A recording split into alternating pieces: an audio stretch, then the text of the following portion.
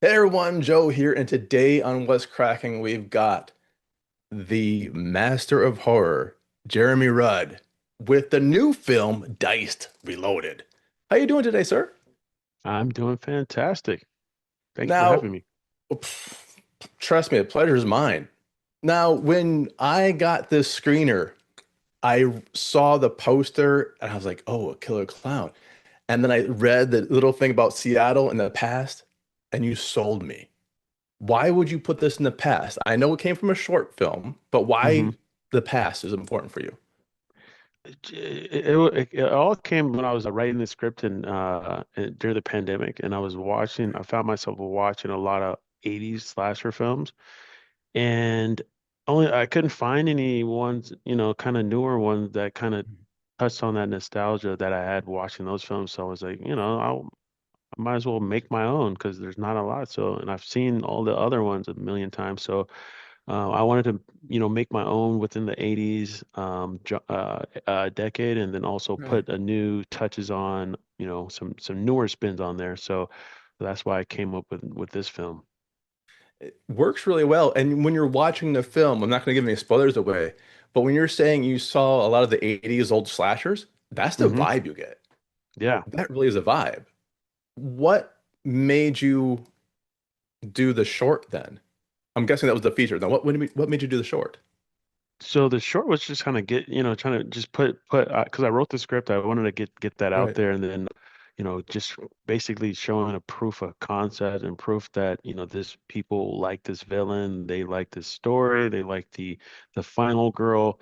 And long story short, Dread Syndrome or Epic Pictures reached out to Right. me. They saw the film and they wanted to expand upon it and get it out there to a broader audience, because the first one I originally self-distributed on my own, Yeah. and a lot of people saw it and it kind of went viral online, but they felt like they could put it out there to much more people, which is the plan now.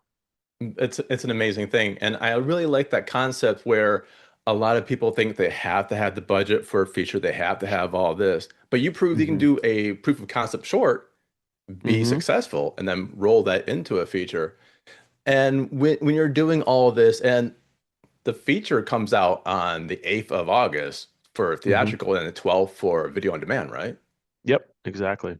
How excited are you right now? I'm just curious. It's Oh like, yeah, very, very excited. Want everyone to watch this film, fall in love with the characters, fall in love with the final girl, Benny, of course, and just kind of, I just wanted to kind of watch the film, be taken back into the 80s, and then yeah. also get throwing some new concepts in there we put in the film, and then, kind of run with it from there. Just, get the word out about this film. It's an amazing film. Those of you who have are going to watch this interview, if you haven't seen the film, shut the interview off right now. Go find the film, watch it, then come back to this. Because I'm not going to name the other film, but it was a screener I wish I didn't get. And I had your film second. And it hmm was a perfect palate cleanser. I was like, oh my gosh, this is my jam. This is everything. Because you did it all right. You did the casting. Perfect. You do care about these people. You care about them. And it's interesting to see like a cat and mouse game for a bit, right? The hmm writing is on point, especially if you grew up in the VHS land like I did. When you went to a horror store, like, okay, I'll take this one, just based on cover. If you grew up in the era or were watching it, the older movies, it's a great homage. I could not tell this except what I knew, like the clarity of it all. hmm No, you hit it. You hit it home. Thank you. So you take that aspect of it and the Benny the clown. How did you get the name Benny for the clown? Benny, I was just kind of, I don't know, I was just kind of just brainstorming different Yeah, different names, and that kind of sounded great. But but yeah, I mean, Benny, we got his face mask. We wanted to have it like yeah, clown-like, but his whole overall body was like the scarecrow hair, like a hat, yes, outfit, and everything. So we yes, kind of wanted to kind of match the two. yeah. Because I wanted to have his facial expressions there. I wanted people to see his eyes, his smile, and all that type of stuff. But as well as, having a different appearance as far as his body or what he's wearing and Right. everything. So, Yeah, it so works. yeah. Now, when you're talking about the mask and stuff like that, there's a scene, we'll just say when Benny is starting his rampage. I Hmm. don't think it's a spoiler. You know, like a serial killer might kill people in a horror film. Hmm. There's this scene where he's putting everything together and it's creepy. It's absolutely creepy because he's in his own little world, bopping along, and you see the chin. You see the shape of the face, and it's all very Yeah. cool. How are those effects done? Those are a lot of it's done. So that scene you're talking about there, he was just let out from the asylum. Right. He's at his victim's first house. That's where he gets his scarecrow outfit, but then he's applying his makeup. You don't see his face exactly, see little pieces of it, The but little then pieces of it. Yeah. he's applying his makeup on, and that's where he kind of so before that he kind of gets the idea from the his victim because his victim is dressing up as a scarecrow. So he kind of gets that idea. Oh, so he kind of copies that and then Right. applies the makeup and steals the guy's costume, and then he goes on his rampage around Seattle to find his victims. And it's a great scene, and I love how you put it in Seattle because last time I was in Seattle, I remember two things: Starbucks everywhere, and the bubblegum wall, like by the Yep. wharf. Like, oh, the bubblegum wall. And so you're bringing us back to a time before the internet, the time before everyone has Starbucks, the time before when Seattle was just Hmm. almost emerging into the music scene, actually. I think 80, like 80s, yeah? Yeah, I think 84-ish? it sounds about right. Hmm. Yeah. So when you're doing this, what kind of problems or how did you solve the going back into time while you're filming things? We just, I mean, the a lot of the Airbnb or like different places we booked for these shots, Oh, wow. we made sure they were like Right. older areas, older places. We Yeah. just made sure there was a lot of dial phones, like because there's a couple scenes where they're like, have these like phones with the wire still in them. Yeah. So we made sure those were around, and we just kind of like we had a person that on set making sure everything matched up with that time period. But overall, it was a lot of fun shooting those. I would definitely do it again for sure. Oh, it came out well, and I'm glad you're saying definitely do it again for sure. I want the sequel. I love this one so much. I was like, this needs to be on, I'll name drop the Shutter's The Last Drive-In with Joe Bob Briggs. This is like a perfect Hmm. movie for them. It's got bite, it's new, and it's something that it falls in line with a lot of horror fans right now. Yeah. So sequel, we're talking sequel already. Yeah, yeah, Yeah, I mean, I feel like that's what the fans want, and that's what definitely what I want. I definitely want to expand more on the final girl and the villain, yeah. give it a little more context and dialogue with those two, so our viewers can really fall in love with those characters. And I feel like there's a lot more story to be told there. Absolutely. And for people who are wondering where you can see it, it's going to be theatrical on the 8th of August and the 12th of August, video on demand. Honestly, and again, if I don't like something, I don't even do the interviews anymore. I love this one so much. I had so many questions about just a scene and how things were pieced together. You said you got inspiration during the pandemic. You were watching these 80 films and you have your Hmm. inspiration there. What's your process in writing a script? Are you going linear or do you have your note cards out first, scene by scene? How do you write your scripts? I write them by, doing a little like basically like a blueprint. So I'll write the Right, beginning, I'll put in like some plots in there, and I'll right. figure out where I want to end it, and then I'll kind of that'll be my starting point on how I'm Yeah, gonna write it. Just make sure I'll have all the important things in there, throughout the script, and I'll start writing from there. that's very cool. Now, how important was it for you as a director and writer and actor to have all those hats on? Because you know what can work, and if something's not working in the writing, like, oh, I can fix this. I'm the writer. Hmm. Yeah, I mean, it was good to be able to, be, uh, me probably don't know, but I did some acting, some background roles, a Yeah, couple roles were a couple liners.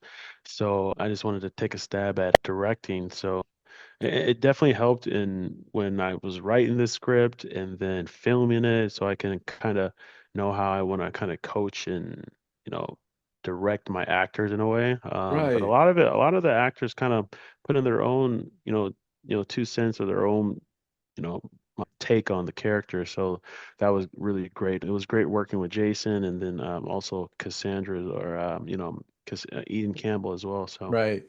No, hmm I saw the cast. I'm like, oh, they're so good. yeah, They're they amazing. were they were rock stars on set for sure. Professionals. And like I'm saying, Hmm if you can make empathy for both the victim and the killer at the same time, that works so well with you. So you're saying you were doing the acting to get the hat on. Is this your first time directing? Is Dice Yeah, Reloaded?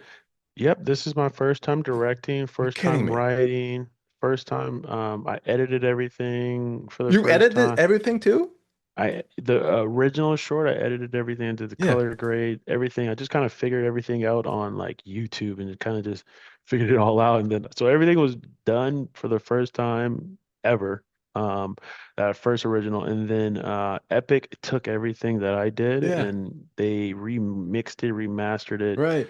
color graded it, add more music and everything. Basically polished everything that I did, and then they added an additional 30 minutes to the beginning, and then some, additional, I don't know, like eight Wow. minutes at the end, and then some things throughout the film to make it feel like a full length feature. Yeah. So it's a much, much better watch from beginning to end. Well, shout out to Epic, but I'm gonna say this. You're too humble. You're far too humble. Like, oh, it's my first time, right? I just wrote a hit, directed it. But other than that, it's like Yeah, I just honestly, figured it out. yeah, Just figured that's it out. you did the work. It's kind of like you said. Like I saw on YouTube channels. I did all the work. I did the reps. I learned. Epic Yep. helped out a lot doing it from a short to a feature. Yep. That is a great pairing. And I asked this of all of my guests, when you now think about your journey from childhood to now, what advice would you give younger, I mean like little kid version of you?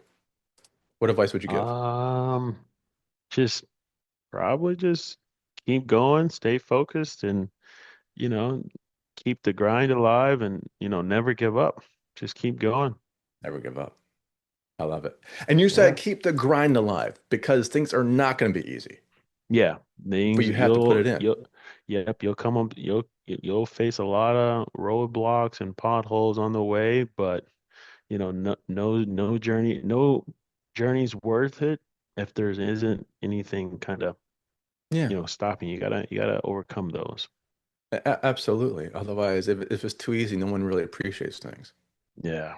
And I think that's exactly it. And some people stop right before they hit success, Yep. which is sad. And I'm so glad you kept going because this is an amazing film. Now, I know we talked maybe about a sequel. What creative work are you doing right now? Creative work, I'm nothing right now. I was starting to kind of brainstorm ideas for the part two for the sequel, but I kind of paused that as now we're kind of ramping up into promoting and Press, marketing press, and press. Yeah. rolling out this one. So, but yeah, there's some stuff in the works here. So, Are you excited for the 8th of August, which is your theatrical release?